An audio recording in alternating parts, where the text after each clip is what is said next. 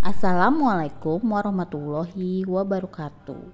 Apa kabar semuanya? Ibu harap kalian dalam keadaan baik-baik saja dan sehat selalu.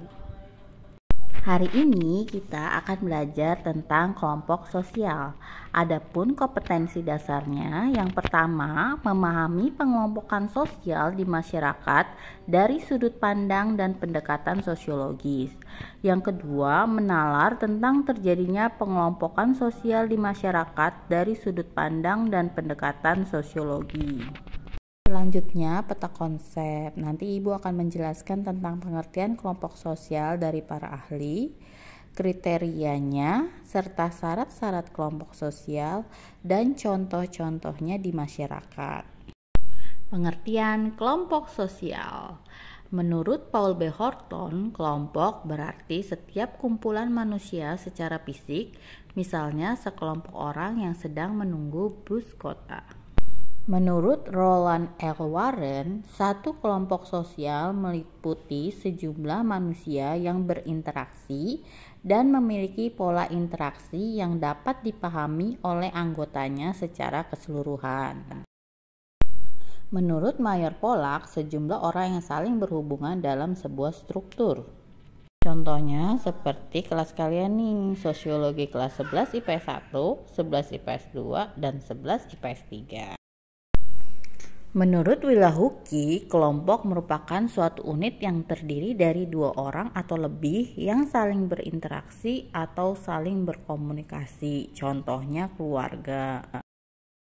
Menurut Robert Camerton, kelompok sebagai sekumpulan orang yang saling berinteraksi sesuai dengan pola yang telah mapan. Kenapa telah mapan? Karena di situ sudah ada kepengurusan kelas, ada ketua kelas, ada wakil, ada sekretaris, dan ada bendahara, serta ada anggotanya. Menurut McIver dan Charles H. Page, kelompok sosial merupakan himpunan atau kesatuan manusia yang hidup bersama. Hubungan antar manusia dalam himpunan itu bersifat saling mempengaruhi dan dengan kesadaran untuk saling menolong.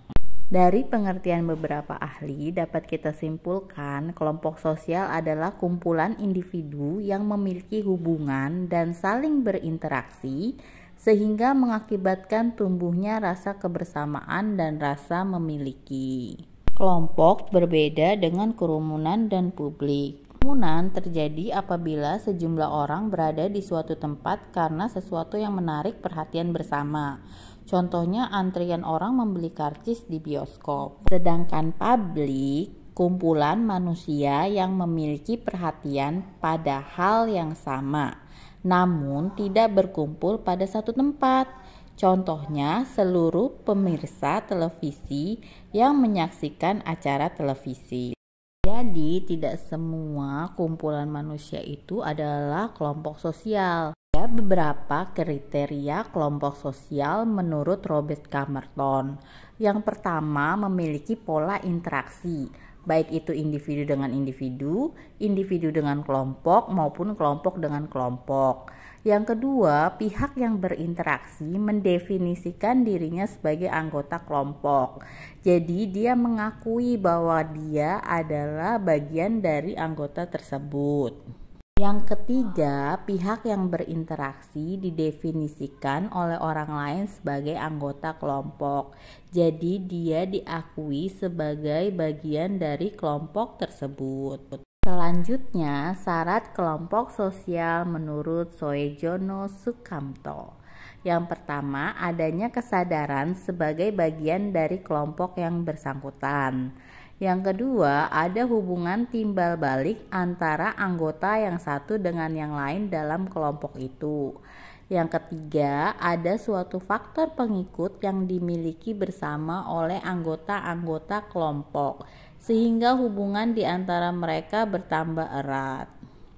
Faktor tadi dapat berupa kepentingan yang sama, tujuan yang sama, ideologi politik yang sama, dan lain-lain.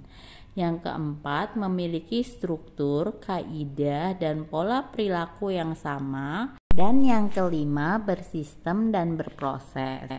Berikut adalah contoh-contoh kelompok sosial yang ada di lingkungan sekolah kita. Yang pertama ada ekskul rohis, ada ekskul tari saman, ada ekskul basket, ada ekskul karate, dan ekskul marching band. Sekian penjelasan dari Ibu. Wassalamualaikum warahmatullahi wabarakatuh.